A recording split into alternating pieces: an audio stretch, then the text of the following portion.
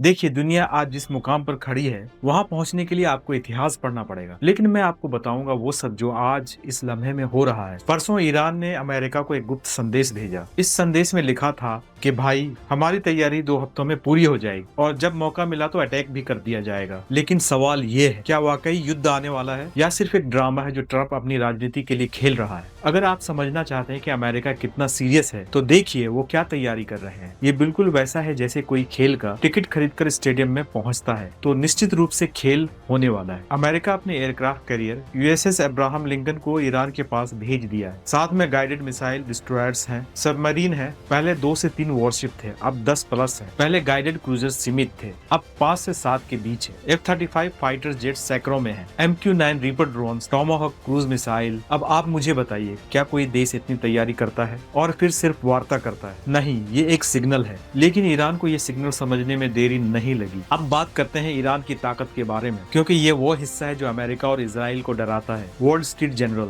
एक प्रतिष्ठित अमेरिकी अखबार, रिपोर्ट कह रहा है कि ईरान के पास लगभग 2000 मिड रेंज बैलिस्टिक मिसाइलें हैं। 2000, ये कोई खेल नहीं है दोस्तों। ये मिसाइलें सीधे इजराइल तक पहुंच सकती हैं। इसके अलावा ईरान के पास हजारों शॉर्ट रेंज मिसाइलें हैं जो अमेरिका के खाड़ी क्षेत्रों में सभी बेसों को निशाना बना सकती हैं। ये दिखाता है कि अमेरिका की खाड़ी में कितनी बेसें हैं और ये सब ईरान के बैलिस्टिक मिसाइल के रेंज में। अब यहाँ वो चीज है जो सबको चिंतित कर रही है। पिछली बार अप्रैल 2024 जब ईरान ने इजराइल पर हमला किया था तो 300 प्लस मिसाइलें और ड्रोन दागे थे। और क्या हुआ? कई वास्तव में बहुत सारी रक्षा प्रणाली को भेद गई। इजराइल के बुनियादी ढांचों को नुकसान हुआ। तो ये कोई सिद्धांत नहीं है, ये साबित तथ्य है। लेकिन भाई, सबसे खतरनाक बात ये नहीं है कि ईरान मिसाइलें दाग सकता है। सबसे खतरनाक बात है हार्मोज का जल डमरू मध्य। मैं आपको संख्या दूंगा, आप ध्यान से देखिए।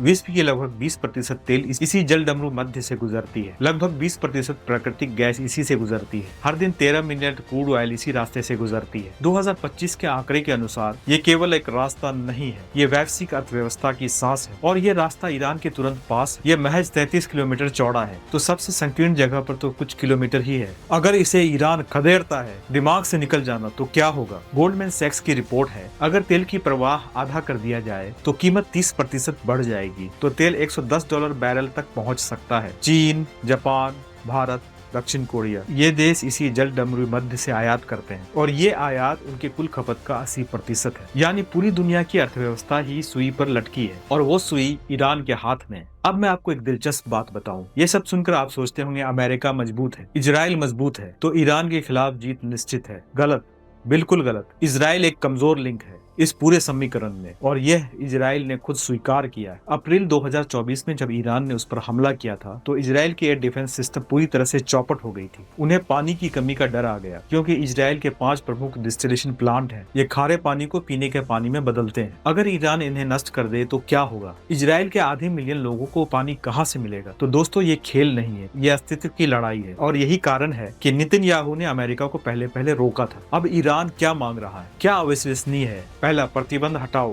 क्योंकि इस प्रतिबंधों से ईरान की अर्थव्यवस्था बर्बाद हो गई है। यूएस डॉलर में व्यापार नहीं कर सकते, कोई बैंक उनसे लेन देन नहीं करना चाहता। दूसरा, हमें शांतिपूर्ण परमाणु कार्यक्रम चलाने दो बिजली बनाने के लिए। तीसरी, हमारी बैलिस्टिक मिसाइलें रहेंगी क्योंकि छोटा इजराइल भी हम पर बमबारी कर सकता है। चौथा, IAEA निरीक्षकों को नियमित निरीक्षण करने दो। तो मेरे हिसाब से ईरान की मांगे संतुलित है, बिल्कुल न्याय संगत। लेकिन अमेरिका क्या चाहता है? ईरान को पूरी तरह से निरस्त करना ताकि इजराइल को हेजेमन बनाया जा सके। ठीक है, अब सवाल ये है, क्या होगा आगे? एलियस जॉनसन, एक विश्लेषक जिनकी भविष्यवाणी आमतौर पर सही निकलती है, उन्होंने 3 संभावित परिदृश्य बताए हैं। पहला, रूस, सऊदी अरब, चीन सफलता के साथ हस्तक्षेप कर सकते हैं। सऊदी अरब, रूस और खाड़ी के अन्य देश ट्रंप को समझा सकते हैं, भाई बातचीत करो, युद्ध मत करो, क्योंकि अब सब जानते हैं कि ईरान पहले हमला नहीं करेगा जब तक वो 100% निश्चित न हो। परिणाम, संकट टल जाता है फिलहाल के लिए। परिदृश्य 2, अमेरिका पूर्ण सैन्य अभियान चलाता है। अमेरिका टॉमाहॉक मिसाइल दागता है, ईरान की सरकार को चलाना कठिन हो जाता है, गृह युद्ध शुरू होता है। परिणाम, ईरान अंदर से ढह जाता है, इराक, सीरिया, लीबिया की तरह। लेकिन ईरान इराक से ज्यादा मजबूत। परिदृश्य 3, पूर्ण पैमाने पर युद्ध। अमेरिका अटैक करता है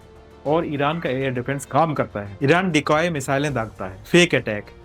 अमेरिका डिफेंस खो देता है। फिर ईरान अपनी मिसाइलें दागता है, सैकड़ों में। अमेरिकी बेसों को निशाना बनाता है, अबू धाबी में, दोहा में, सीरिया में। और यदि Iran US carrier task force को सफलतापूर्वक टारगेट करता है और परमेश्वर ना करे अब्राहम लिंकन को डुबो देता है, ये एक बड़ी बात होगी। पर ईरान ने चेतावनी भी दी है और उसने इमेज भी जारी की है कि वो इस कैरियर को सिंक कर सकता है और बेशक हार्मोज जलडमरू मध्य बंद हो जाएगा, पूरी दुनिया की व्यवस्था ध्वस्त हो जाएगी। लेकिन एक बात और है जो आपको जाननी चाहिए और यह बहुत अहम है। ईरान की संसद ने बयान जारी किया है, इसे जरा सुनिए। सुप्रीम लीडर पर कोई भी हमला पूरी इस्लामिक दुनिया के साथ युद्ध की घोषणा है। ये एक जिहाद का मुद्दा बन जाता है और सभी इस्लामिक विद्वानों को जिहाद का फरमान जारी करना होगा। समझे, ये एकल देश की बात नहीं है, ये पूरी इस्लामिक दुनिया को शामिल करने की बात है। हिजबुल्लाह, होथी, शिया मिलिशियाएं, ये क्षेत्रीय नहीं, ये वैश्विक हो जाता है। तो मेरा सवाल आपसे है, क्या यह युद्ध होगा या नहीं? और मैं कहूँगा शायद नहीं, क्योंकि अगर अमेरिकी सेनाओं को पूरी जानकारी है और उन्हें है तो वो जानते हैं कि ये जीतना असंभव है। यमन में हुती के खिलाफ अमेरिका हार गया और हुती तो ईरान के मुकाबले कुछ नहीं है। तो फिर ईरान के साथ बहुत सारे विशेषज्ञ कहते हैं कि